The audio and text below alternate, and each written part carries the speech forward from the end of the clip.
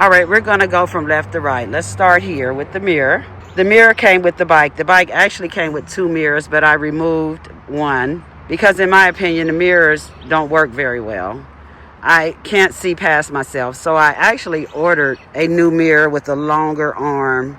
You also have your phone mount, which came with the bike. And this is a very reliable, sturdy phone mount. I feel comfortable having my iPhone, even when I'm going over bumps and stuff like that. Good job on that, Burchda. Also, here at the power area, you also have a USB charging port. It does actually charge your phone. I mean, who doesn't want to be able to charge their phone during an emergency or for tracking, things like that? So that's a great plus. Okay, and I added this horn, alarm, tail light, blinker combo. The bike comes with a tail light. This just happened to have one with it as well. The horn is a little loud, so it can be alarming. So I try to make sure that I'm back far enough to give people time where I don't startle them too much. But sometimes people are on their AirPods or their earpiece. So sometimes I have to hit it a couple times to alert them. And you have the tail light here, and you also use that button to turn it on and off. And this is what that looks like. And it has the blinkers. And the blinkers have a sound, which is cool.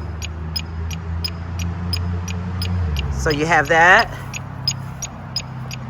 And if you want to, you just turn that back off when you're done. And if you want to take it with you for the alarm is motion censored to the light.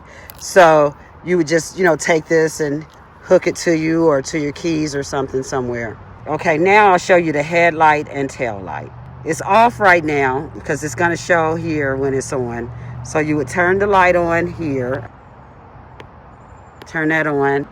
And it dims the screen. That's how you know your light is on. And now your headlight is on, which you can't really tell in this light. But the headlight is on. And you have your tail light, which is here. That's also on. So I have a double tail light situation here.